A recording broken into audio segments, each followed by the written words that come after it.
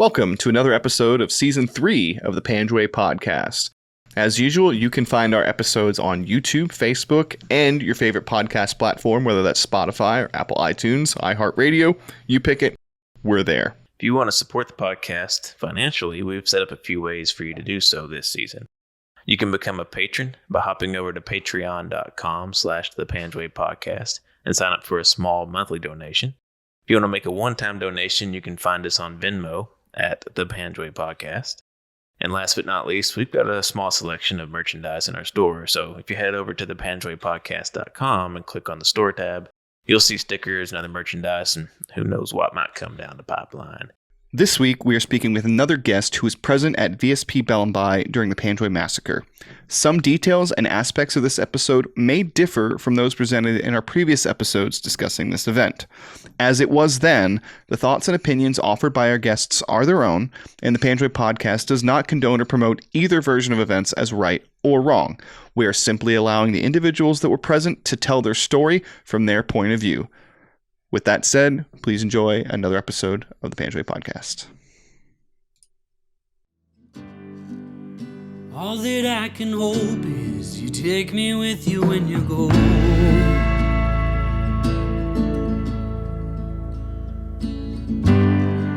I guess I should have known I can't leave with you when you go.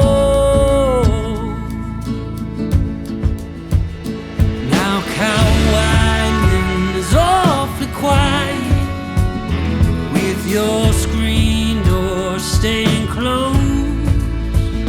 And if I learned French like you told me, baby, I would hear your ghost.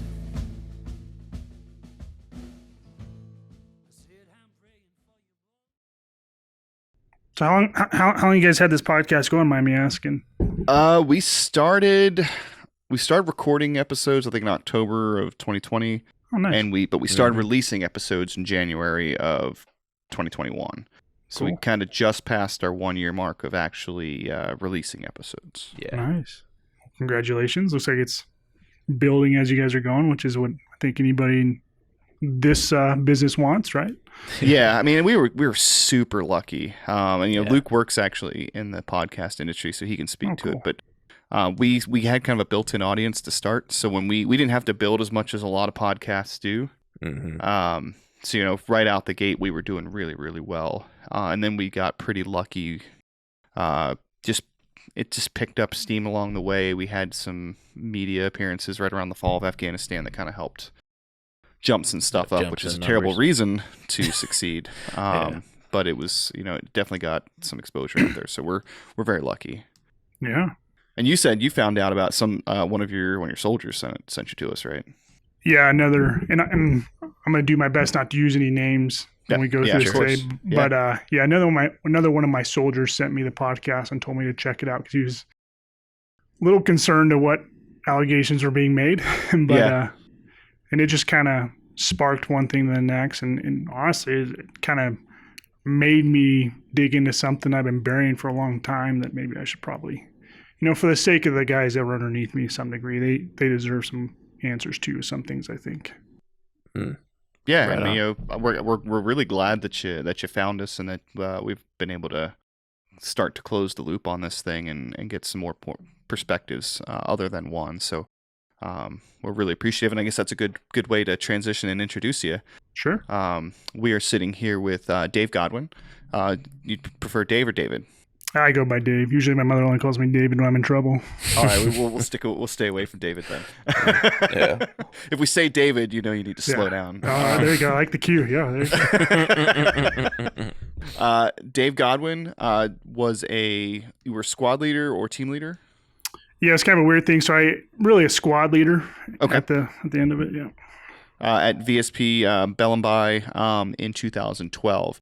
So we've previously had done 3 episodes about the Panjwai Massacre, and Dave reached out to us and wanted to talk about his side of the story and what he saw. And as one of the NCOs that lived very close proximity to Bobby Bales, we think he has some really good insights and maybe some some more perspective and context than we were able to get in the first few episodes. So, Dave, kind of the way we start these things is we start kind of with your background. So why you joined the Army, why you chose the infantry, and a little bit of your deployment or military experience leading up to the Panjwai deployment. Sure. So I grew up on the western slope of Colorado. Growing up, I was really into military police. That's kind of what I was on and off every Halloween as a kid. My mother could show you lots of pictures, but got older and in school and stuff, and kind of lost sight of that. I was in high school actually that wasn't doing the greatest. Decided I needed a little change in life and kind of rekindled that military career aspirations. My parents, mainly my mom, had no desire for me to go to the military, especially at that point, because it's graduating in 2006, so it's kind of the pretty big height of the war. So I begged and pleaded for her to sign me before I was 18. And she wouldn't do it. She actually took me there was that Jake Gyllenhaal movie where he was a sniper. I forget the name of the movie. Jarhead, yeah. Wow. So she's like, hey, I'm gonna take you to this movie, and her, my dad, and I'm like, okay, I'm 17 years old. This is kind of weird. I haven't been to movies with my parents in a long time, but we go watch the movie and we get done, and I think it was more of like hey, this is a bad thing you're gonna do, and it's not that she doesn't value. She just didn't want her son to leave and go to the war. Right. But I think it was just a few days after my 18th birthday, I signed up and shipped out about 3 months later. My mom tried a similar tactic when I was like 10, and I was thumping my chest. And actually, it was probably after 9/11. Then I was like, I'm ready to go to war. Of course, I was in middle school, and so she's like, okay. I was like, I'm going to show you Saving Private Ryan, and maybe that'll come. And so I watched Saving Private Ryan by myself as like a 9 or 10-year-old. So that's actually been before 9/11. Sorry, but it didn't work. I was definitely out like reenacting D-Day in the. Yeah, you're probably amped at that point. You're like, yes, thanks, Mom. Yeah, you get me. That's right. It's a fine line, like using war movies to try to discourage somebody. I mean, depending on the person's mindset, it's like it might actually turn them the other way. So. Yeah, that definitely. I was just like, yes, I'm ready. Let's go, send me. So, why the infantry instead of military police? I think like many other young men my age, you just wanted to go be on the front lines, and I was an idiot. I didn't think ahead of beyond my 18th birthday or beyond my tour. I was thinking, I'm going to go fight for America and be on the front lines and, kind of that whole song and dance like many other guys like me do. Yeah. Yeah. Looking back, that was 10 years ago. When I signed up was beyond that, excuse me. Now I'm like, I should have done something else and some desk job or something. I could have let out of the military with a nice career. Something with transferable skills. Yeah, exactly. Yeah. I joined pretty young too. I was 19. I graduated high school in 2007, so I spent about 1.5 years dicking around, failing out of college, before I finally joined. And like when I look back on it, it's like I kind of wish I would have joined a little bit later in life, but I don't think I ever would have joined later in life. It was a fine balance for me. It's like if I had joined right out of high school, I would have been like super fit, super motivated. I'd have been mainlining the Kool-Aid if I'd joined in high school. Yeah, but I just didn't have the maturity. So I think 25 was a good age for me to join personally. But I mean, it really is like 23 or 24. Would probably be a good age to actually join the military, like 25, I agree. And maybe a very mature 21-year-old. But when you're 17, 18, 19, you don't fucking know what you're doing. Like, you don't understand what you're getting into. And then you get into it and you don't realize that every job has its things that suck. And you get disenfranchised and delusioned. And I don't know. I think you should have like a real world job before you join the military. Yeah. Like, just so you understand, because people love to bitch in the military, and I'm as guilty as anybody. We all are. But like a lot of people will bitch and be like, oh, I can't believe he told me to do this. And like, you have to understand, like, if you get a job in the real world, they're going to tell you to do things you don't want to do. Also, the difference there is you can quit. I tell everybody too, like, when I joined, the military didn't need Dave Godwin. Dave Godwin needed the military. And it was kind of, speaking of that maturity level, I think it's kind of what guided me the proper way to ultimately grow up a bit. So yeah, that's a good way of framing it. Yeah, that's a very good way of framing it. And Because it's easy to get the other way. It is. When I started flying, I definitely fell victim to that. I was like, can't believe they treat us pilots like crap. It's like, yeah, they could replace me pretty quick. There's about 800,000 people who'd gladly take my seat. So yeah. And speaking of immaturity and young age, so I deployed. My first deployment, I was 20. I freshly minted 20. I turned 21 in Iraq. I didn't even get to celebrate turning 21 properly until like 9 months later. So you joined at a young age too. So run us through your first couple of combat deployments. Well, it started off with shipping out in August of 2006 and made my way through infantry school and OSET and all that. And then immediately from there, I went to airborne school, which was just right down the road, and did that. And, got done with all that by about end of January. They sent me out to 2nd ID up in Fort Lewis, Washington. While I was up there, I was in processing into the base. And again, being an immature 18-year-old, I'm in processing into the base, and they're just standing up 5th Brigade. It's another striker brigade up there. Well, as I'm doing so, a bus comes by, and they ask, like, hey, who wants to go to Iraq, like, real soon, like, within the next couple months? And so a handful of us like, yeah, 18, I'm ready, you know? I'm an infantry airborne guy. Yeah, exactly. Yeah. Exactly. And so some of my friends who I went through the training with, and basically all went to 5th Brigade. I ended up going to 3rd Brigade with a handful of guys. And I was in Iraq in 06, or excuse me, 07. It was 07 by then, in, I believe it was March or April. Made it over there. My unit had already deployed. They were already over there for quite a while. They made the push from Mosul down to Baghdad, and I met them in Baghdad. So what was that deployment like? With pretty wild times? Yeah, it was kind of the height of the surge. A lot of counterinsurgency stuff. I immediately went right into the battalion scout section. And one of my first few days, you know, because you still in process in the country and whatnot. And it wasn't until probably a week or more later of actually in processing in the country, they actually linked up with the unit I was with. I remember pretty vividly. It was within the first couple days. Where our unit would do, or the battalion reconnaissance section for 3rd Brigade, 2nd ID, they do a lot of night missions. That's pretty much all we ran in Baghdad was night missions, and we were help facilitating other governmental entities with targeted raids and things like that. And it's so pretty awesome. You got to go straight to the scout platoon right out the gate. Usually that's something you have to assess for. Yep. And I think probably because I had airborne that they saw me as it's just an extra level of commitment I had. I don't know. Really don't know. Also, you were 18, then you could run a 11.5-minute mile in your sleep. So. Exactly. Yeah. It was pretty bam, bam, bam. You know, in airborne Iraq, it was pretty quick. And I remember it was within the first couple nights. So we would stage on either the green zone or some sort of other cop or something like that. We would go do a targeted raid, come back and drop our prisoners and go and do it again. And we do that throughout the night. And so I'm sitting on the green zone, like scared, because I'm with a bunch of hardened infantry dudes that have already been there for, I think, 6 or 7 months ahead of me. Oh, wow, yeah. Yeah, and I was, and I was... Fresh meat. You're the bad luck new guy. Yeah, exactly. And the platoon sergeant comes around and he's like, hey, nobody wants to be the driver, because we're in a striker unit. So he's like, nobody wants to be a driver. So you have to fight another guy, and whoever loses and be the driver. I'm like, all right. So me and this other guy, on the side of the green zone are going at it for a few minutes, and I had the upper hand once, so I was thankfully not the, Private Godwin was not the driver. Specialist, so-and-so had to remain driver, so I felt pretty good about myself at that point. But, Did you use your modern Army combatives program skills to win that fight? I used if I don't win this, like, it's going to be a long deployment kind of mentality, really. It truly was, I knew I was freshman. I had to show my grit right at the beginning. It's kind of prison rules, Prison rules, yeah.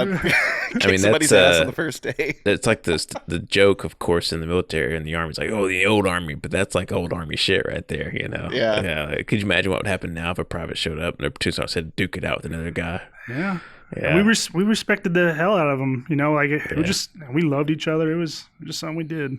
Nice. And there's something to that's been lost in the past 10 years. 10 years, yeah. People love they're like, oh, I can't believe they treat me like crap. It's like, it feels like crap now, but if you just get past it, you're going to understand what it was all about. But now that people aren't getting past that point, they're not earning that respect. There's no culture like that anymore. All people see is the hazing, and they don't see the result and then the necessity of a little bit of physical discomfort. Yeah. I'm not saying go out there and whip people or something. There's a difference between like nefarious, toxic tearing down of your fellow soldier and setting kind of like a minimal level of nut up that you got to get to. There's a difference between those two things, and I got both for sure when I was in, but it was valuable, in the long run. Like, it was a valuable thing to have to earn the new guy, stripes, if you will. Yeah, and ultimately later on in that deployment, I ended up becoming a driver for a period of time anyway. I was told to. Everybody. The deployment lasted for a while, but ultimately I had to for at least a little short period of time. Yeah, maybe the only thing worse than being a striker driver is being a Bradley driver. Yeah, I bet. So I managed to dodge that bullet, thankfully, but I didn't become a Bradley gunner, which actually was kind of fun, to be honest. So anyways, that was your first deployment. Things pretty kinetic, pretty wild. And then you come home. Well, I mean, for as far as kinetic, we definitely got in our ticks, not nearly as much as our line units, because like I said, we operate at night, and all our line units operate during the day, and so ours were far less. I do remember we were in contact, but nobody knew we were in contact in the sense that we did a targeted raid and we're in this building. Yeah. And I'm looking out this window, and Indora is it's a very urban area, and I'm on the second floor. And you just see you hear the guns go off, and it's like Star Wars. I see tracer rounds going up and down the street, and it's neither one of our units. It's an American force fighting, local insurgents, and we're just caught up in the middle of this firefight. And like, God, I hope somebody knows we're here and they don't both orientate towards us. But it was, yeah. But as a private, you're like, this is awesome. This is what I signed up for. Yeah. Yeah, for sure. Man. But yeah, it was kinetic, and yeah. Well, that's an interesting dynamic. I mean, and we talked to First Sergeant Morgan, and one of his first deployments was like that too. He was in a Pathfinder platoon, so they didn't own any battle space. They just kind of bounced around. So when you don't own your own battle space, the likelihood of regular contact happening goes way down because you're just picking your fights here and there. Exactly. The battle space owners are the ones that are like, oh, it's just, I'm full fucking tired, and they're like, oh great, now they're gonna shoot at us because we're tired. So it's an interesting dynamic. Were you battle space owners in the next deployment, or was it a little bit different? Yeah, I was the second deployment. We were up in the Muktadir area, which is a little north, and we had a battle space. A lot more key leader engagements. It was far less dramatic than the first tour, that's for sure. Mm-hmm. Pretty not kinetic. We definitely got rocketed more and stuff like that, but as far as open firefights in an urban environment, it was dramatically less to non-existent. And did you patrol regularly on foot, or was it mostly mounted patrols? Or? It was mostly mounted. Yeah, we pick a village, go do a key leader engagement, and kind of do some things here and there. Did a lot of humanitarian aid, I guess. Dropped a lot of food to the leaders in the communities and stuff like that. We help, other units would get hit by ADs. We go help cover them and act as a quick reaction force for some of the SF guys that were in close with us and things like that. But yeah, so a lot less dramatic. My Iraq deployment, that's exactly what you just described. That was around Mosul in 2009 and 10. So it's crazy to think that just a year or so later, it was a completely different world there. Yeah. And just another part of the region, or another part of the country, just different. So you guys would have been in country around the same time, right? Yeah, I think I was there in October of 2009 was when I got there. Yep, and I was there through it was a 10-month deployment. I can't remember what the dates, but it was 2009 area. I think we came back around November. Okay, so we just button hooked and overlapped just a little bit then. Nice. So on this second deployment is when you actually got to know Bobby Bales, right? Yeah. So after I got back from Iraq on my first deployment, they restructured the battalion recon section, and I remained. At that point, I moved from just being a guy on a team to our sniper section. And started training up through our sniper section. Bobby Bales became the sniper section sergeant, and actually deployed on our second tour, and he was my sniper section sergeant. What were your first impressions of him when you met him? You know, he really loved the Army. I think he saw a lot of pride in the Army. Kind of what defined him. He was older when he joined. He had life experience, not necessarily good life experience or bad. I can't speak to that. Sure. He definitely had a lot of life experience at that point. And I was still, I was still young. I don't think I was even 21 yet.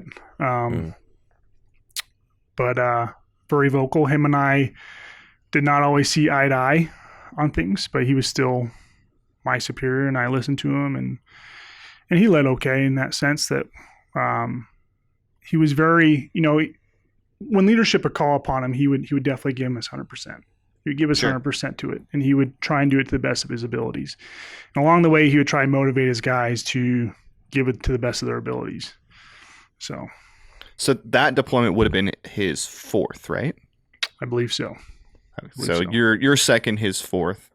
And were you seeing any signs? Obviously you wouldn't have picked up on it back then, but looking back now, do you see signs of like war fatigue or something like that, or was he still pretty much like 100% there? But again, and I saw the shift when I was in from my first deployment to my last deployment, kind of just what you guys were talking about earlier of what is acceptable behavior, and between my first and second deployment, it was a much, the people that even the privates, to include myself, were much different than the privates I saw in my third deployment just through life experience. And at this point, the only life experience I have is the United States Army and a deployment halfway through my other one. Right. We definitely, when I say we didn't always see eye to eye, I remember I was coming up for promotion, and the way our battalion did it is you had to go through an initial battalion board with all the first sergeants. It wasn't just like a promotional board, but I had to do this pre-board before I went to the promotional board. And so me and this other guy, one of my teammates, we were studying our butts off and, trying to get promoted. And we go to this pre-board, and the whole time I'm studying stuff, and we're in country, we're seeing each other every day. He and I are wearing on each other, and he's telling me oh, you haven't studied enough, you're gonna fail. You're just really bringing me down, and I'm not sure why. Maybe it's because I'm opinionated, I'm not sure, but he was really bringing me down. And so we go to this battalion board, and me and the other soldier and I go through it together. And as soon as I walk out the door, he's like, oh yeah, this guy, he did way better than you. I told you didn't do good, blah, blah, blah. And just going off on me. I'm like, oh, okay. And come to find out, I actually placed first, and I got an award from our battalion, as well as I got to meet General Odierno, and who was the Force Comp commander at the time, and it was kind of cool. And it was the weirdest thing, and he kind of quieted down, and then kind of the same thing for the promotional board. He just, you're not doing good enough. You need to, and maybe that was his way of motivating me, because honestly, the more times he said that, I was like, oh, I'll show you. I'll show you. I'm gonna. Right. I'm not doing it. Hold on. I'm gonna show you. And so we go through the board, and same thing. He tells me I didn't do very good and stuff. And then I get out of it, and the sergeant major and first sergeants came up like, "Hey, you did really awesome." In front of him, I'm like, "All right, I'm okay. Everything is okay." Yeah. And we've talked about this before. I mean, not even just in the other Bales episodes, but he reminds us a lot of other NCOs that we've encountered. There's one in particular on our deployment who was very similar, just always in your face, always negative, always saying, sometimes crossing the line in a very bad way. Sure. But further on, we come to find out, it's his 6th deployment. He's got 8 kids. You start to get the context behind it. And he went and he got help, and he's a lot better now. But I mean, even he would say, he's like, I was so out of line. He's like, but there was also a part of me that was like, if I was the hardest thing in your guys' life, combat would be easy. Absolutely. So I understood that, and I think when that is the kind of leader that you are, it's sometimes hard to find the line. Absolutely. I think the whole adage of iron sharpens iron. Mm-hmm. I think a lot of that is dying off, and we are so worried that somebody's trying to defeat us. But sometimes caring for us is really, sharpening that iron. Right. And so and whether Bobby Bales was doing that with me or not, I don't know. I can tell you that probably because he was writing me so hard, I did far better and put far more devotion into studying and prepping for the both promotional boards, and probably led to my outcome in a good way, whether it was his intent or not. Sure. And how about his, what was he like on the battlefield, like out on patrol? I mean, was he a different person on patrol as he was back on the COP, or was it always what you saw and was what you got with Bobby? It was always what you saw is what you got. He joked around a lot with us. And again, like soldiers joke, and sometimes it's vulgar and sometimes it's something you wouldn't say to your mother. It usually is. Yeah. He looked out for us in many ways. Like when the battalion would come down, and like I remember we got to, it's for the Super Bowl or something like that, we got to consume some alcohol. It was like 2 beers while we're in. The 2 beer Super Bowl treat. I remember that. Yeah. And he I'll just say he helped us out with that too. And he did look out for his guys for the most part. Now, as far as delivery goes, I think his intentions were good in that sense. Delivery isn't always on par with it. I think we're all trying to figure out how to be a leader. How do you lead 9 different personalities in a combat zone sometimes? And it gets hard. Yeah. And how about his interaction with the partner forces? He's almost always very professional partner forces, especially when we're helping out like the SF guys and things like that. I think ultimately Bobby Bales probably wished he would have gone down that pathway in his military career, and he talked about it. He talked about going to selection and stuff like that consistently, and he would work out a lot. He would kind of go in ebbs and flows, like a lot of us. I'd go in ebbs and flows too, but sure. Lots of flows here. yeah. There's definitely, since I've been out, lots of flowing. It's very flowy. But no, he was decent. Yeah. Were there ever any moments, like especially during that previous deployment and the lead up to your Afghanistan deployment, where maybe things just didn't quite set right with you, or maybe you observed something that just kind of didn't settle well, or anything like that, or was it just the business as usual for him? I think it was just business. It's just kind of what I knew of him. Yeah. Nothing really other than like when about the promotional process.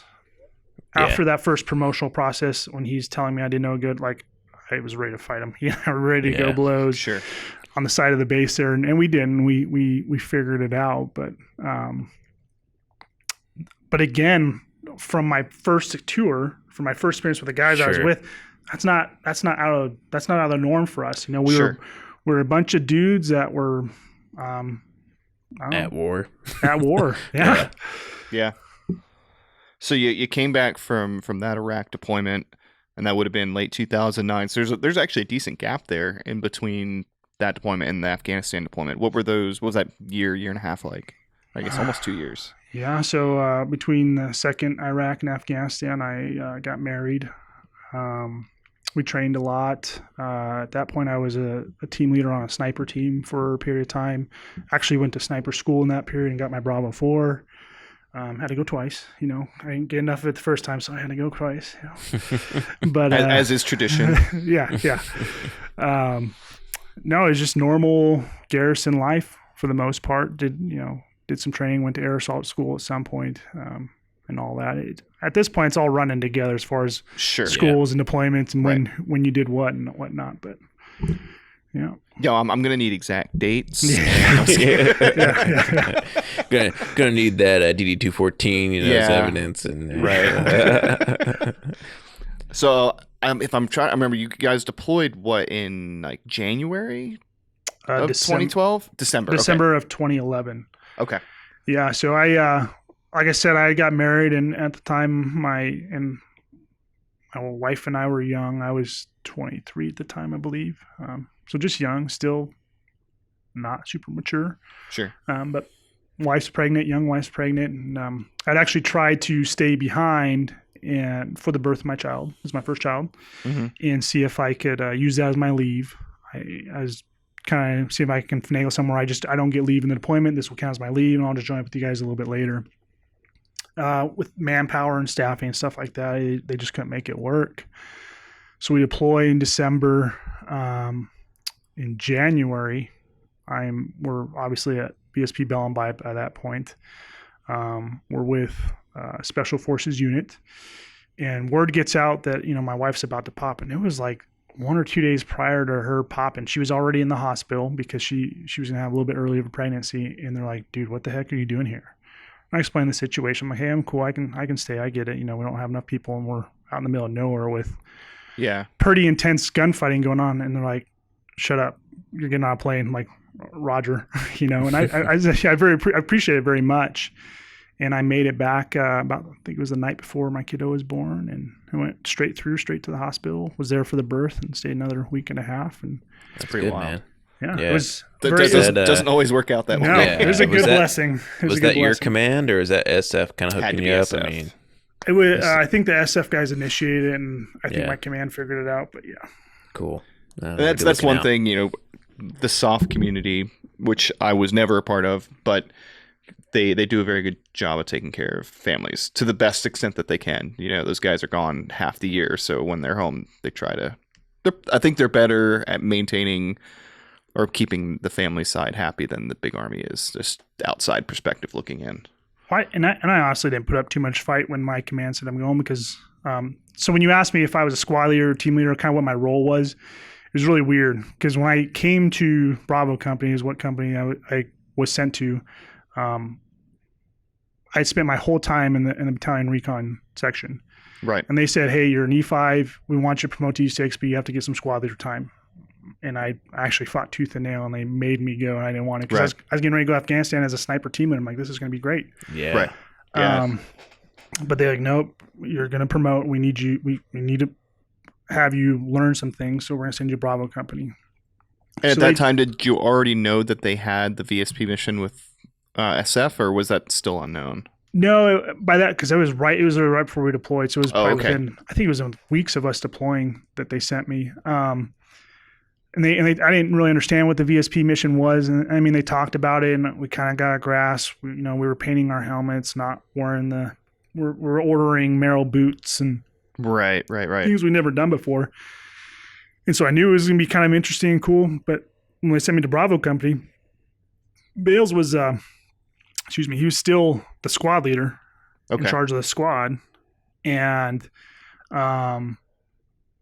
they just plugged me in, but there was already team leaders there, so I really had no job. Sure. And he said, "Don't worry, when we go over there, I'm going to kind of act as a platoon sergeant. You're going to kind of take over the squad and whatnot." So the whole pre-up to it, like I felt awkward. I didn't have a job. Like I didn't feel like I'm coming to these guys right before deployment. They had already gone through all the pre-up training together. They had built that camaraderie. Right. And I didn't want to be this new guy coming in and barking orders and say, "Hey, this is what we're doing." Furthermore, my entire military career up to this point was operating in no more than 5-man teams. Right. It's similar to an SF in the sense that we have a lot smaller teams. A typical platoon in the infantry is about 40 plus individuals. Ours was about 20. Right. And so when we're doing all those missions in the first 2 deployments to Iraq, we were operating at a much smaller element. And coming into this, I knew I needed to kind of sit back and watch and kind of figure some things out and whatnot. So. And was your squad fully manned when you left? So I guess like 14, 15 guys? No, I think we were actually down a few guys. I think when I eventually took over, I was kind of in charge of about 9 guys in VSP, and then the other staff sergeant was in charge of another handful of guys, about 8 or 9 guys. So when you had 2 squads there at the VSP, or 2 partial squads. I guess it was really like 2 squad. It was 1 squad split in a couple guys. Okay. Handful of guys, but yeah.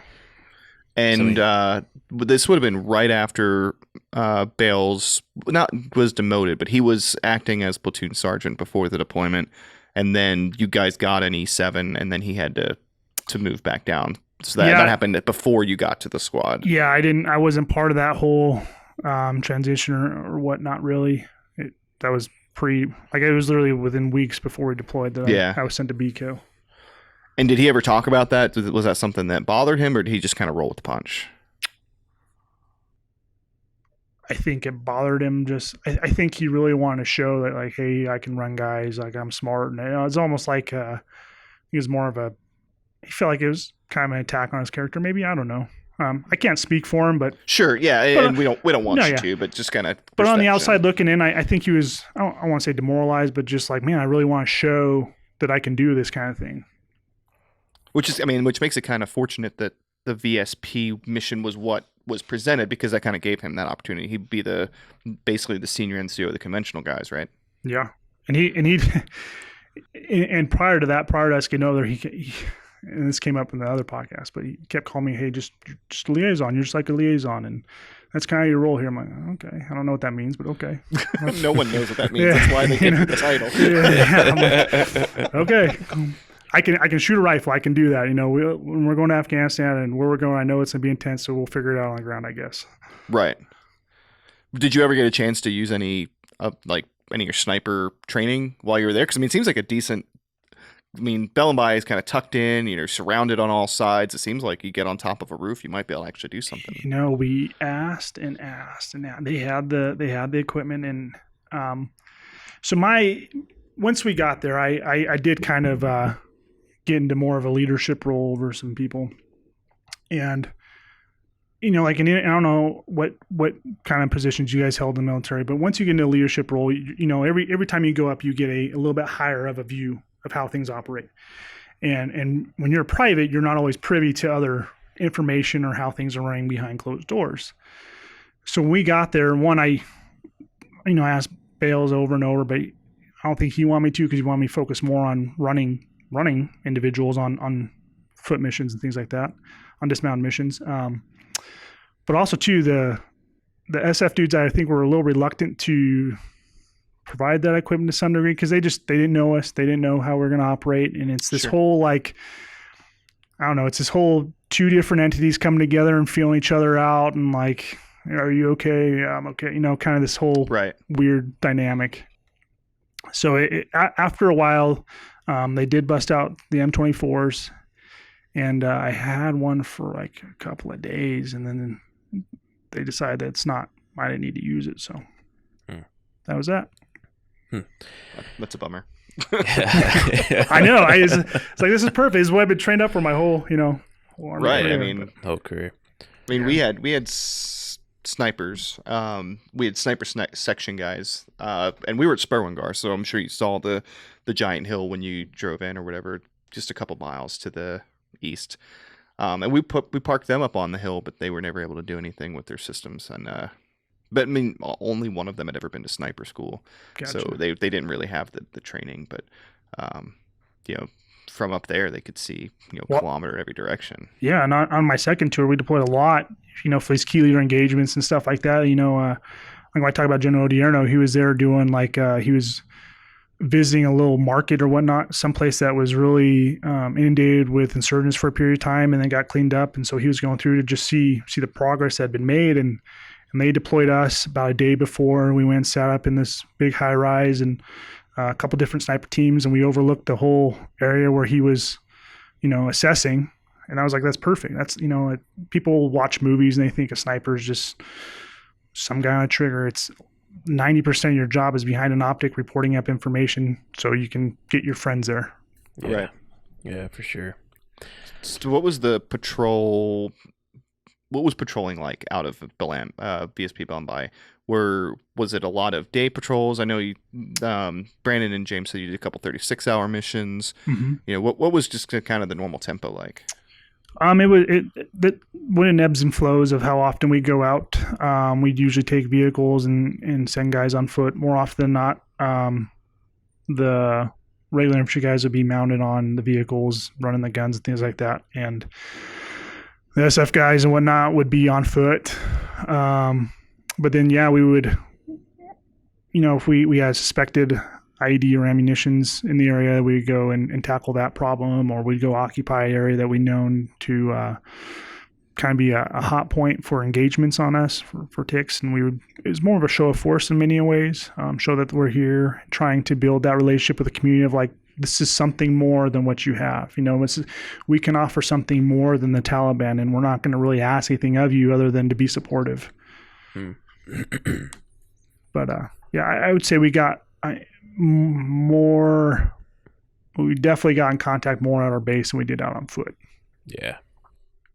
And do you think that was because the base was such an easy target, or do you think that the composition of your patrols was such that they didn't want to mess with you? Why do you think that was? Yeah, probably all the above. When you're on a base, you can't move.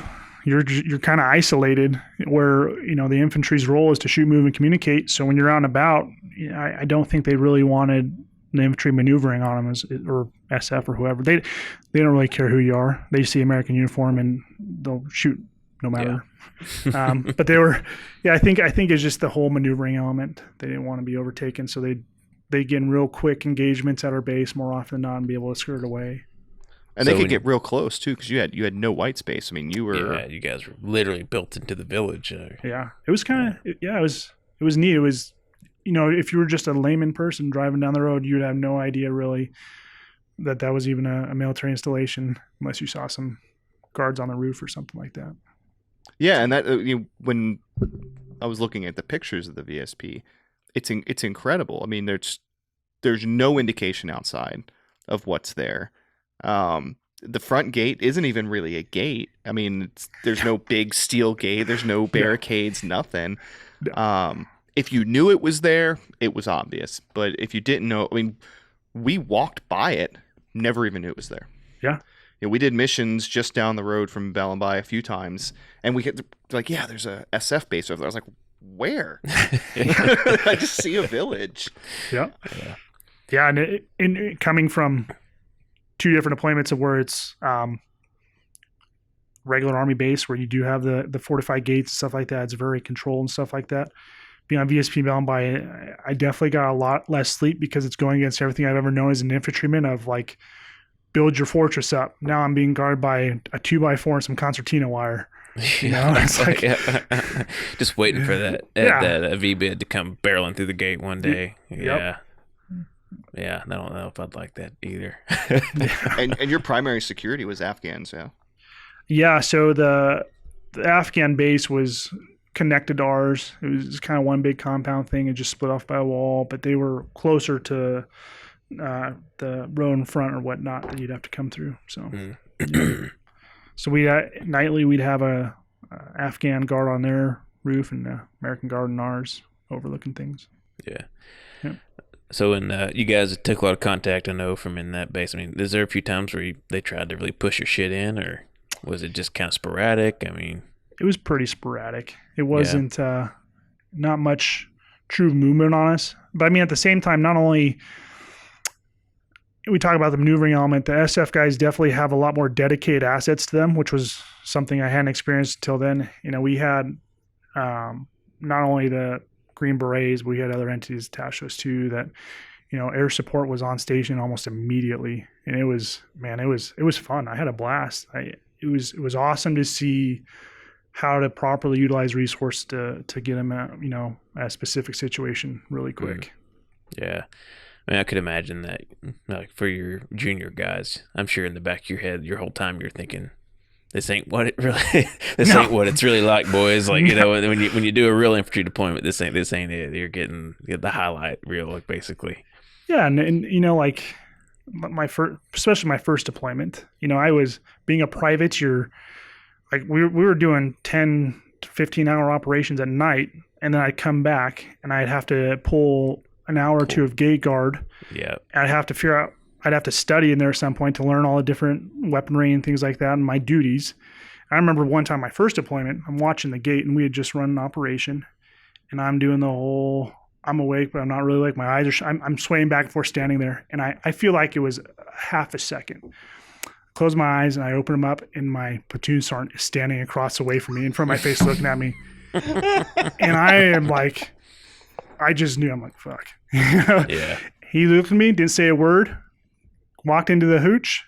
Not even like 30 seconds later, my a squad leader and two team leaders come out, and they are just hooped and hollering. I spend the next hour in the middle of Iraq figuring out what Iraqi sand tastes like, and they are scuffed. But again, like, I got done with that, and as much guff as they gave me during it, and they're telling me, this is why you need to be there for your buddies, and they're pushing me through it all.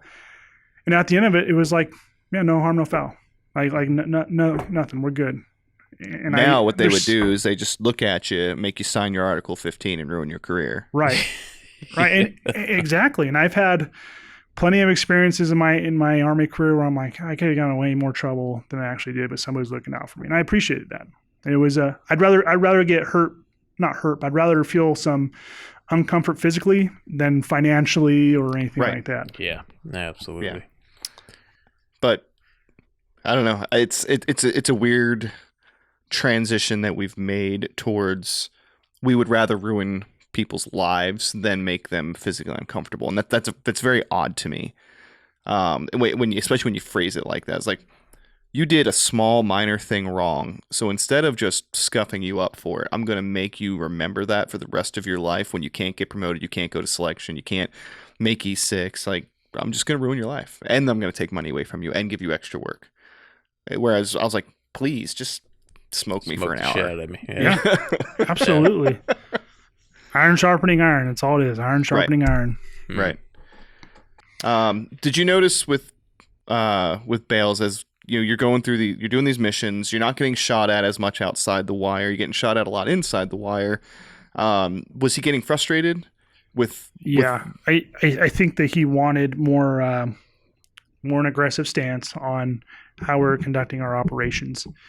Being that this war was almost 2 decades, it was a long war. Like, we were trying to figure out as a country how to best navigate this, and utilizing the best minds of our country, we decided that trying to build up the community and have them take over is probably the best approach. And I don't know. I think he wanted more of that typical infantry. Mm-hmm. Dominate and be done with the situation. It's frustrating. I mean, it's frustrating with everybody when you're getting shot at almost daily. Because it was intense in the sense that it was constant. Not that they were overtaking the base or anything like that, but it was constant troops in contact at that base in some fashion or another. So how do you make that stop? And as a leader, how do you prevent your guys from getting hurt? And then not only that, but going out and saying, hey, look, we got to build this community up. Well, can they tell us where the Taliban is so we can make them stop shooting at us? So. Well, and what's interesting about that to me is that's an SF mission. That is, we're going to embed with the locals. We're going to develop their trust. We're going to, turn them against, our common enemy.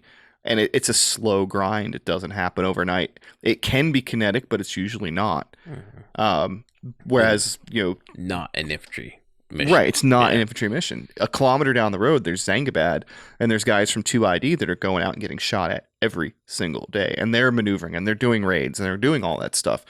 So I imagine, there's this great surge of, pride and, anticipation. We're going to work with that stuff. And then you get out there, and, your conventional guys are hitting more targets than you are. I can understand that frustration. I mean, even though you still get to, grow your beard out and getting the shiny objects. You get the shiny objects, right? Right. Yeah. You get the miniguns. You're getting to fight in your flip flops and PT shorts. Yeah. Oh yeah, and I think that's every infantryman's dream is to fight in some flip flops. Absolutely. Oh, yeah. Actually, I have an anecdote. The one of 2 times that they actually hit Spare One Gar is I intentionally didn't put on my PT shoes because I wanted to say I fought in flip flops. So I started throw my kit on, I was getting my helmet together, and I looked down and I was like, you know what? Flip flops. So I wore my flip flops outside and got on the guard tower and started laying waste just so I could. Was that the time that the sergeant major walked into that guard tower and saw you in flip flops and told you to get out of his guard tower? No. Was that the same time? No, this was when 3rd Platoon was getting fucked up on Brown. Okay. Yeah.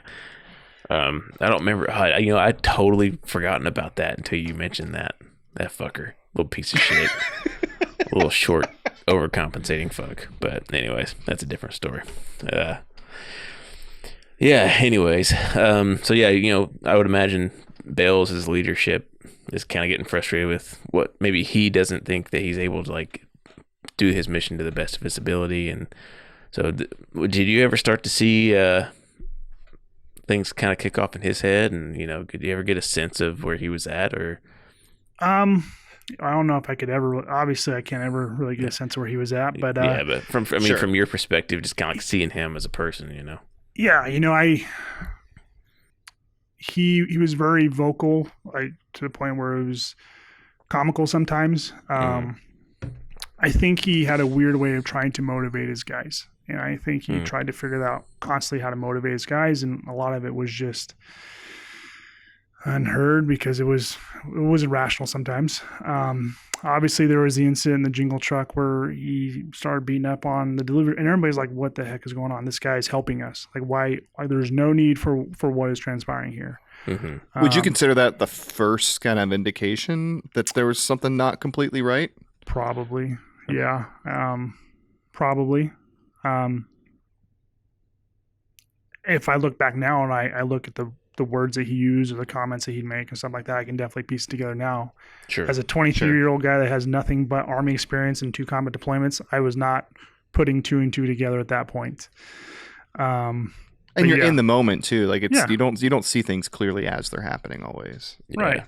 And I think he and I had different views on the military and what the military is used for and stuff like this. Like I still have this romantic idea of the military as this World War II, like we're this good force, we're trying to go help an oppressed country, and that's seriously what I viewed it as, is Afghans is oppressed by the Taliban. They're controlling the Taliban, and our job is to go help these people. And I carried that with me, and I think that sometimes he was more of the, I want to be the tough grit action guy and show my grit and show how awesome I am. And I don't know, we just had different outlooks on things. Sure. But we couldn't, again, being 23 years old and being in a leadership position, how do you try and help facilitate your leader's success? Because ultimately you're trying to help facilitate his success while you're facilitating the success of your guys below you and showing that there's a unified front to your guys. I probably didn't handle it the best or do the best at 23 years old, but you live and learn. I don't think anybody does anything at their best at 23 years old. Their name is Michael Phelps. Exactly. Just swim really fast, Yeah, right. Yeah, exactly. Yeah. I mean, I was just an angry, pissed off E4 at 23. So, I was just like, give me the Gustav and leave me alone. Yeah. But those are the best. But again, those are the best moments too, when you have all the toys and none of the extra baggage. Like, you were the guy to go make stuff happen. And I think that's where we got towards the end of our deployment, because we had some pretty severe attrition. So by the end, like, Luke and I were the only people left from our squad, and no one really wanted to tell us what to do. So, like, just go be a Gustav team, don't get in trouble, and don't get lost. Like, this is awesome. Yeah. So you have the jingle truck incident. You're starting to see maybe cracks. How long between the jingle truck incident and the IED strike? Yeah, I honestly can't remember. It all blends together, but I do remember the IED strike pretty good, or I remember pretty well, and that was honestly one of the stories of my Army career that I always remember, because I was sent out to help retrieve the people that were out there still after it happened. And so we're out there, and I remember this truck that got hit was full of SF dudes, and to include the medic.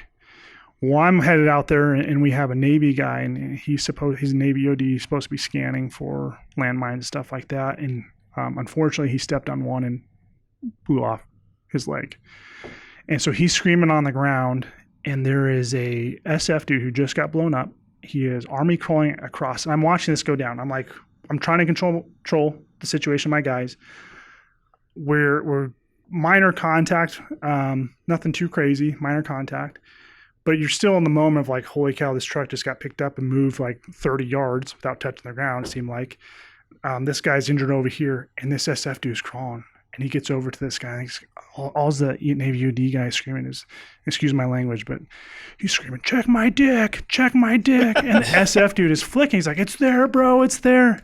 And I'm watching this go down. I'm like, what is going on? Like, this is overly intense and yeah, awesome that this guy, and the SF dude is puking up like this green bile stuff because he was, his equilibrium is all messed up and whatnot. Oh, shit. So, yeah.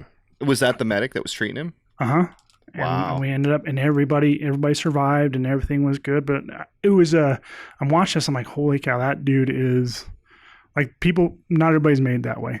Not everybody's made that way to, I'm going to go and help my buddy, even though I am hurt really bad. Was he pretty close to the truck when he stepped on the IED? I don't remember quite the distance, but it was probably within 50 yards or so. Yeah. Typical Panjwai distances.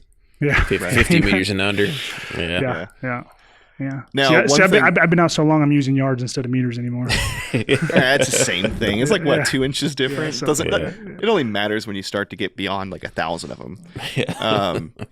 One thing that came out, and Bales mentioned it a few times, and it always seemed kind of like, really? He's like, yeah, that was my friend, and I kind of snapped because I saw my friend lose his leg. I mean, did he have any kind of personal relationship with that EOD guy at all? I can't say they're best friends by any means. I know they talked a lot on the base and stuff like that, but when you're with a bunch of dudes in the middle of a war zone, especially Afghanistan, like, I think everybody kind of has that. Honestly, the Navy EOD guy and I didn't see eye to eye. I sometimes thought he was a little too proud of himself.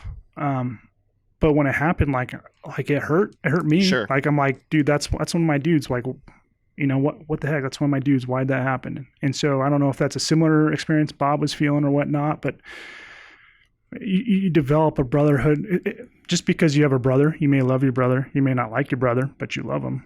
And I think it may be something like that. And he where was Bales during that whole IED thing? Was he on that patrol? Was he in one of the trucks? No, was he in the base? I think he was at the base, if I recall. I don't remember him being up there, but I could be wrong. Don't fact check me on that. I can't remember exactly where he's at. No fact checking, I promise. Yeah. No. Well, how did you kind of gauge how that incident affected him after the fact? He definitely, it was a different time. There was a tree that was used as a marker for the ID. So, obviously when the truck got to that tree, they used it as a marker to set the ID off. At least he believed that. Whether that's true or not, I don't know, but it was a good theory. Sure. So he had some guys remove that tree, had them hack it up, and it was like a memento of like, yes, we got rid of their marker, kind of like a trying to, I don't know, fill the void of something. Sure. But and did you see like a whole lot of emotion going into that process for him? Was it? Yeah, I mean, he was. I don't want to. Sometimes Bob was dramatic. Sure. It's almost like he would do things to try and make everybody else feel what he was feeling. And sometimes he would try and come off very stoic of like, hey, this is happening. Sure. So I don't know how much of it was true anger, true emotion, or true frustration, or how much of it was like, hey, I want to show the stoicism to my young guys because they need to know this is important or whatnot. Honestly, like I even on the base, like I tried to show that there was a united front between, the other squad leader, Bales, and I, and what we're putting out to our Joes was a consistent message. But like he and I weren't super close. He's not somebody I would like send to check my family if I got hurt or anything like that. We wouldn't hang out that much. We would hang out just to try and keep that relationship of like, I'm in your chain of command. Again, we need to have a united message and stuff like that. But I didn't pay a whole lot of attention to that. So were you guys roommate? Did you live in the same quarters? Did you have separate quarters? How did that work? No. So I lived in another metal connex with another team leader, squad leader guy. There was no like formal leadership. Like it would be like, hey, Sure. You're going to run the guys today. This is your job. Go do that. Okay. No problem. And same with the other one, the other guy. He was another E5 that I roomed with. And that would usually be Bales, it would just be deciding who's in charge that day. Mm-hmm. Okay. Yeah, and because we're with SF dudes, like they have only a handful of dudes typically, so they all know their role, and it's very consistent. Where us, it's like, we need some guys to run the guns on the truck, so hey, you guys are going to go run the guns on the truck today, or hey, we're going to go on foot patrol, this is what you're going to do today, whatnot. Sure. It wasn't typical infantry, like, you know who dad is, you know who the kids are, and this is what you're doing for the day. Right. So there's the IED event. It's what, 2 or 3 days between that and the incident. I honestly don't remember. Dude, I can't. I don't know how long it was between maybe a week. Okay. I really don't recall the time in between the incidents. But it was soon after, and Mm-hmm. and when you guys ask about like, hey, did you see this? Did you see that? Like, he definitely voiced some concerns. He voiced that he wanted to be more aggressive. He voiced that he wanted to be an infantryman, things like that, and do infantry stuff, and didn't feel that we were doing that. He voiced that he wanted to be promoted. He was disheartened that he got passed up for promotion. Kind of being, we talked about like, sometimes people complain a lot or feel that they're getting shafted. Sure. And it's like, it's just not your role. Be better next time, but Right. As a E5 telling an E6 that who's in charge of me, it's A very seasoned E6 too. very seasoned. Yeah. A lot of times I just sat back and listened and not thinking it was going to go anywhere. Right. I tried to talk him through things sometimes.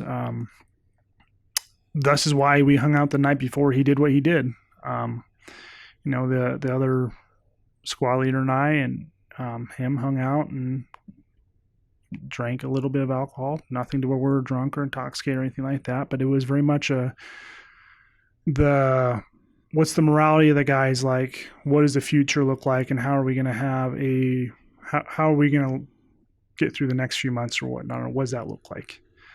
And how did that kind of hangout session go? I mean, obviously it ended at some point. What was kind of when the last time you saw, I guess, Bob before he did what he did? Yeah, so we were watching a movie, talking shop, and again, it was like, even looking back now, knowing what I know now, the jingle trucks and the comments he made, I'm like, oh yeah, I would totally understand that now, but I've heard many other people speak like that are very successful, very mentally well, and stuff like that. So that there was nothing from that conversation that night that I took away of like, oh my God, he's going to go out and do something.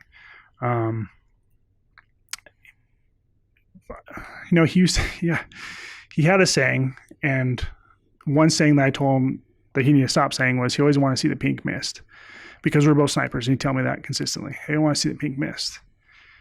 And, I'd laugh it off, or just like, hey, like, that's not something that's not a goal of life and for me. And just to clarify, the meaning of that is that's a way that you have an impact. So that's kind of the origin of that statement, right? When you're a sniper and you engage somebody and you have a direct round impact on somebody.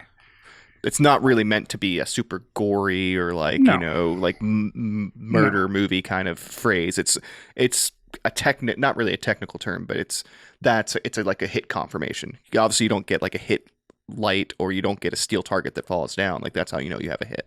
Right. And really at the core of it, I think the core of that message was, I wish I was a sniper in a combat zone. And because he never was. He never was a guy in a gun in a combat zone as a sniper. And for some people, being behind a gun and experiencing that is kind of their highest level of expertise. Sure. But again, that's not really the first mission of a sniper. People don't really realize is to report battlefield information to your command and whatnot. And the other is just an aftermath of that. So he was kind of warping the meaning of that. Yes. Okay. But again, like, nothing from that night that would draw me to be concerned about him. When you're in Afghanistan and you're consistently in contact on your base or out or whatnot, or you're in a war zone, there is some element of, I have to stay hardened to some degree. And sometimes people don't know how to balance that and whatnot. So yeah, and then next thing I know, I'm getting woken up at like 3 a.m. and saying we need 100% accountability and somebody's not here. And the first thing in my mind is somebody got kidnapped. I immediately went and checked on all my guys. Someone got kidnapped. Very loose information as to what really happened. And we finally figure out that Bob was not on base. And again, I'm like, holy cow, he got kidnapped. And then other information started coming in. We're like, maybe he didn't get kidnapped. Maybe he decided to walk off. And this would be while he was off base the second time, right? Yeah, which I wouldn't know till later. Right. Yeah. Yes. And was it the ODA commander that woke you up? No, it was, and I don't know which. I can't remember which one it was, but it was one of the line level guys woke me up, from what I remember. Yeah. So kind of walk us through the process of the guys. I mean, 3 a.m. He's still out. He's on a second trip. So what kind of happens in the next hour or so? So we get 100% accountability. We start manning the gates or manning the wall, stuff like that. Make sure everybody's got their stuff. I'm kind of in and out talking to the commanding officer for the SF dudes. I'm trying to get information here and there. Information starts coming in that, Bob's out and Bob may have done some egregious things. So you knew that before he came back, that was a possibility? Yeah, I was kind of piecing it together because on another base, Afghan locals were coming in with gunshot wounds and things like that and making allegations or making claims that there was, soldiers out there that were shooting people. And so we just started kind of piecing it together like, holy cow, we don't know what he's doing. We'll obviously start making assumptions and things like that. At some point, the ISR above head catches a glimpse of what we believe to be Bob. The commander sends myself, another squad leader, and one of the SF guys to go out to the gate and retrieve him. He comes running up, and he gets, 5 yards from us, and I point my rifle at him because I don't know what's going through his head. I don't know if he's going to harm myself or the other squad leader and the SF dude. I have no idea. I have a million questions going on. I'm trying to keep my composure of like, what the hell? He starts screaming at the other squad leader, "Did you rat me out? Did you rat me out?" And it's like, and again, I'm trying to take all this in, trying to be mature, but I'm essentially arresting my platoon sergeant for something. Right. He drops all his guns, thankfully, and comes in and it's pretty. I mean, he's physically cooperative at that point. And then he's dished off to somebody else. They put him somewhere to watch him and assign people to watch him and whatnot. So his initial reaction when you saw him, he was angry. He was mad. And then once maybe he just realized that the gig was up and then he became compliant. Yeah. I think he looked at me when I put my rifle. I'm like, I'm screaming. I'm like, drop the guns and shouting orders and commands. And, yeah. And he complied. I truly had no idea how that was going to play out in my, it was something very foreign to me. I'd been through 2 deployments prior to this and pretty heavy deployment up to this, but that was just something that was just surreal, I couldn't, like, why is this happening? Why do I have to do this? Kind of thing. So, I mean, as you're going out to that gate with the other squad leader and the SF guy, I mean, did you guys say anything to each other to or you just like go there in silence, like, oh my God, what the fuck is about to happen? Kinda. I think I don't remember exactly what we said, but I'm sure there was some sort of plan formulated, like, hey, when he comes, we're gonna make him drop his stuff or something like that. But yeah, we're both still in shock. Honestly, at some point, I'm like, I'm gonna wake up from this. This is a really weird dream. This is a really bad dream. Yeah. But I'm gonna wake up from this. I'm gonna fall off my bunk or something. I don't know, but something is gonna happen. And I'm gonna be like, holy cow! But it just never happened. Never woke up. So he gets detained. He gets placed in confinement. Obviously at this point, I think that the sun's gonna be coming up here soon. What's the next couple of hours look like? A lot of mobility as far as like scoring stuff away. That we kind of talked about.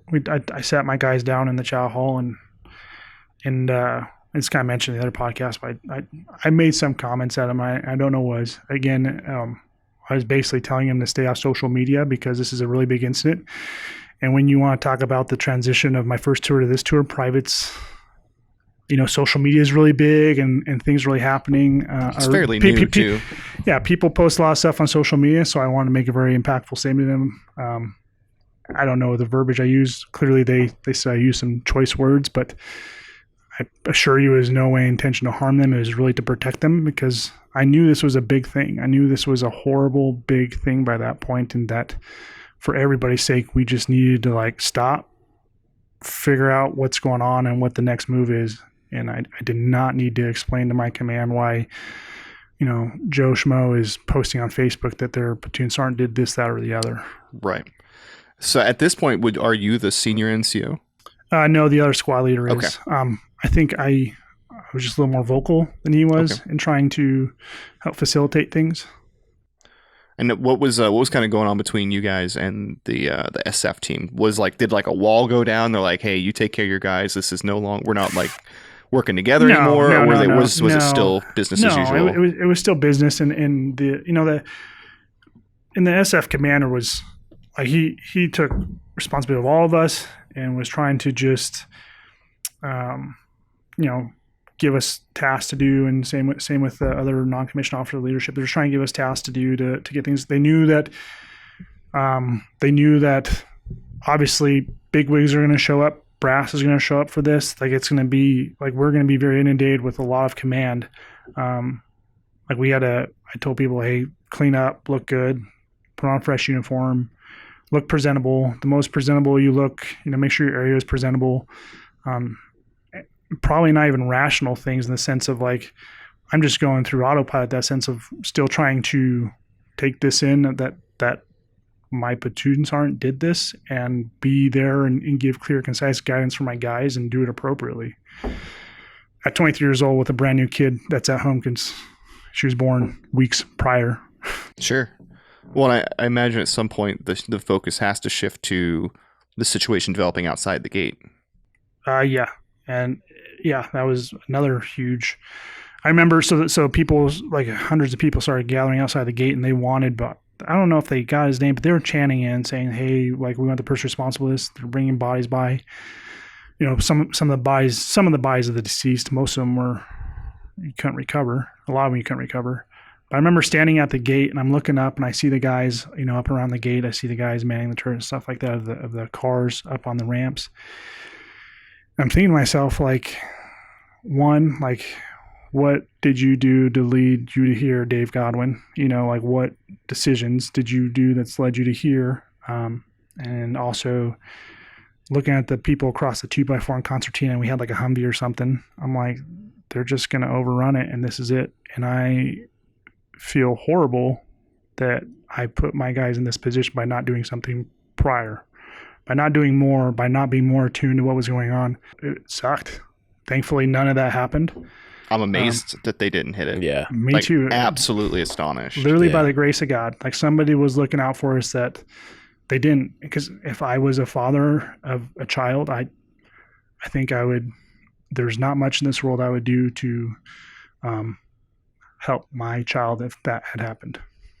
So what was, the security situation for you guys? I know, like you said, the immediate pressing thing was, holy shit, what if one dude were to come out and spray PKM, then it could have escalated very quickly. So I'd imagine that everybody's on edge.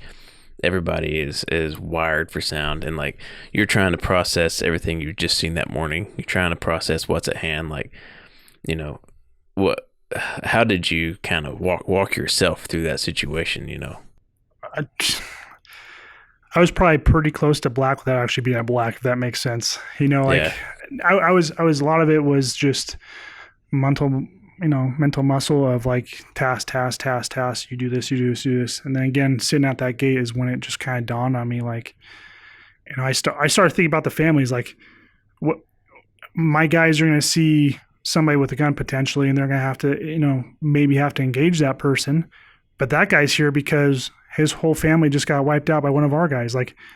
And trying to think through that methodically and how we're going to appropriately act and things like that. It's not the typical war, there's the enemy we're going to close with and capture the enemy. It's we truly have to make the best of this scenario, and what that looks like, only time will tell. And again, thankfully nobody Nobody had to do anything egregious. It settled down. There was definitely a lot of coordination with oncoming units to assist us in doing gate guard and in taking up duties that we had there, which very much appreciated. I only stayed on the base for a day or two. They removed myself and their squad leader because they were investigating us for anything that we, any misconduct that we had and stuff like that. And obviously we told them about the consumption of alcohol prior and went through that whole song and dance. And they didn't want us speaking with our guys because they had an investigation to do, which sucked. Yeah. How did that play out for you? I mean, were you on CAF for a while for that? Did they fly you home? No, I was on CAF for over a month in a little wooden box. I was only allowed to talk to the chaplain and my lawyer, and it sucked, And at one point, I saw another NCO who was in a sister platoon, like ACO or different platoon, excuse me. And he made a couple jokes, and I'm like running on emotions right now. Like, I have to be this presentable E5 non-commissioned officer, United States Army in Afghanistan in a war zone. But man, the walls are coming in quick, and he, kind of makes a joke about it. And I'm just like on the verge of just crumbling and breaking down. I'm like, I don't want any of this. I just want to be done. And yeah, so it was rough. Eventually our guys did come back to CAF, and I saw them very briefly, but again, I had a gag order, so I couldn't speak to them. I couldn't say like, oh, thank God. I couldn't go and give them a hug and like, thank God. It's not that we were super close. I didn't hang out with them, but again, there's an element of responsibility that you hold on your shoulders. Sure. And that whole time that was it on Camp Brown? Yeah, whatever the SF compound is on CAF. Yeah, yep. Was that where the majority of the CID investigation was happening, or were they just kind of just kind of talk us through what that experience was like? When I have no idea, because I literally was assigned like, this is your hutch. You'll stay here. You'll go get food. You can work out. Only talk to your lawyer and the chaplain. And I really had no idea until his weeks later, some JAG officers came and spoke to me and started going through that process and whatnot. And I told them, everything that led up to that night and what happened and whatnot. There was obviously other things I saw, like when Bob came in off, like he was covered in blood, covered in blood. And again, you don't have any information as to what he actually did, but you just know it's bad. Like, know it's horrible.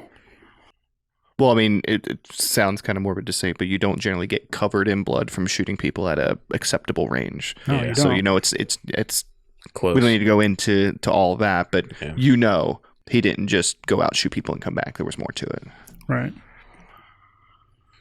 So when the investigation stuff starts coming down, you finally get back home. What was the next few months to, I guess, the trial and everything like that? Like, what was that process like for you? So they, in my command was great with me.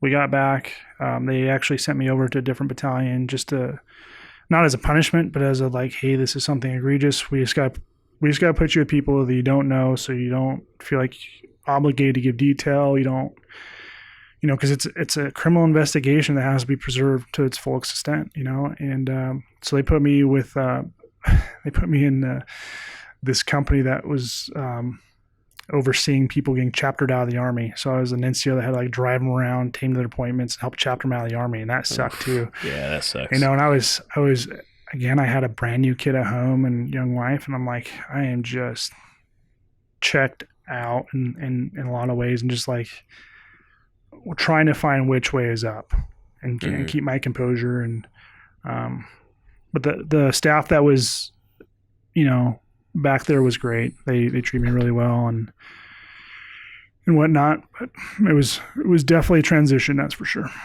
And so the trial happened was like August of 12, I think, is when no, it was after 13. That 13. Yeah, 13. What was that like to kind of, were you involved? Did you have to speak? How did that go? So I don't remember if it's for the trial itself or if it was for like a preliminary hearing, but I ended up flying up to, prior to the actual trial, I flew up to Washington, had to speak in a preliminary hearing, And I don't know if Bob was holding out on me to not say anything. I was pissed. Of course, I'm angry with Bob Bales.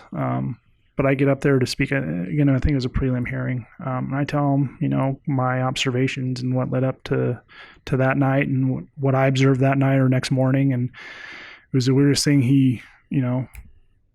It went through. They called me back for the trial. I made it up there, but never had to speak in the actual trial itself. Because he pled guilty, right? Because he pled guilty to avoid the death penalty and whatnot. And, yeah. And have you ever heard anything else from him since then? Has he ever reached out? No. I don't know if he ever will. I don't know if I ever will. I hold a lot of anger for Bob Bales for putting us all in that situation. I held on to a lot of grief for not being better as a squatter to thwart that for a long time. I definitely felt bad because most of those guys underneath me, this was their deployment. They joined the Army. They wanted to deploy. They wanted to show their country, they care. And that's ultimately what we all want to do. And to be tainted by this, that sucks. Their deployment will be tainted forever. So, did you see any repercussions from just being associated with this whole tragedy in your own career? When you went to promotion boards or something like that, did it come up, or were you just so done that you wanted to get out of the military? Yeah, so I got demoted to being from E5 to E4, and I was getting ready to be promoted to E6 when I was in E5. I was literally just waiting on the first RNCO to show up to do the promotional process. But since we're so far removed, it was delayed. So I was still technically in E5, got promoted to E4. Like I said, my command was great. I kept with it. They said, hey, we want to promote you again back to E5. But I didn't have your retainability. I was like, look, I need a break. I got out, got a job immediately, decided to join the Colorado National Guard when I moved back. Was in the Colorado National Guard, got promoted within that back to E5 and did some more schools and stuff like that.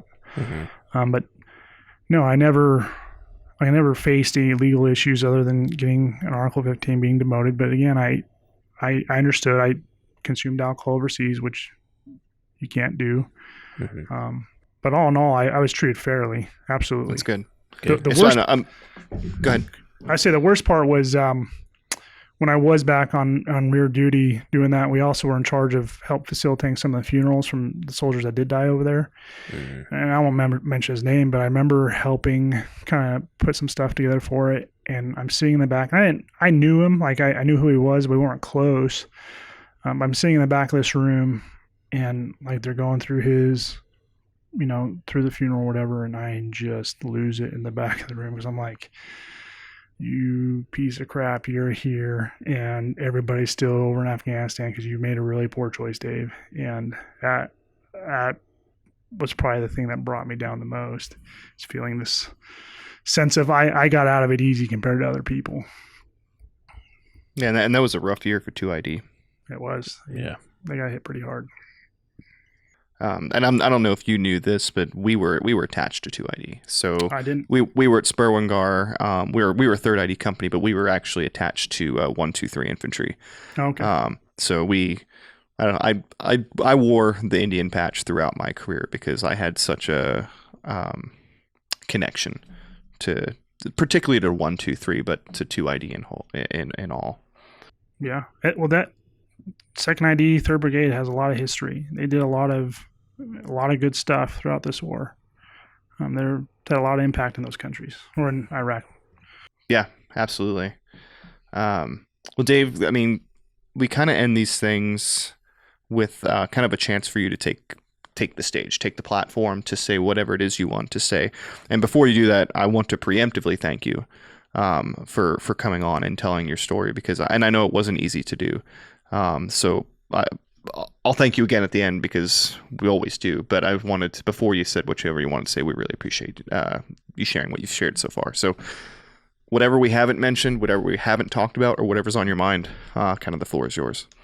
I appreciate that. No, I just, this whole podcast, me coming on this podcast came about because obviously some other gentlemen were on prior to me, and they had a very skewed things, some information wasn't accurate.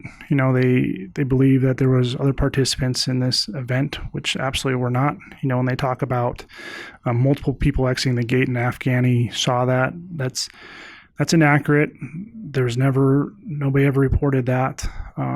They felt that I got demoted and kicked out of the Army, which just was inaccurate as well. And I think a lot of it is going back to their deployment was tainted. This was their deployment, and I have empathy for that. I hope that this message gets out to them and realize that, like, I'm sorry that this happened, that I wasn't a better squad leader at the time to maybe prevent in some way. I don't know what even that would look like, but prevent Bob Bales from doing that, or, knowing what you know now is key, I guess. But no, I hope they're all doing well and have moved on in life and have some kind of closure with it. Man, if there's a few of you guys that have my number. If you guys have any more questions, I'd love to sit down and talk with you more about it, but that's about all I got. Yeah, well, we really appreciate you coming on and giving us another perspective on this very, very complex little moment in Panjwai history. So, yeah. It's good to get different angles so that we can attempt to provide a fuller story on the whole chaos that was that particular event. So, yeah, just to reflect what Curtis said, thanks for coming on, and appreciate you trusting us to, let you tell your story, and we appreciate you coming on and actually, doing it, man. I hope it was beneficial for everybody involved in some way. Yep. I appreciate you guys. Yeah, it's our pleasure. Cheers, man. Thank you for listening to another episode of Season 3 of the Panjwai Podcast. We appreciate you sticking with us all the way to the end of the episode. But just one more thing before you go, please hit the like and subscribe button and make sure that you are following us on our social media.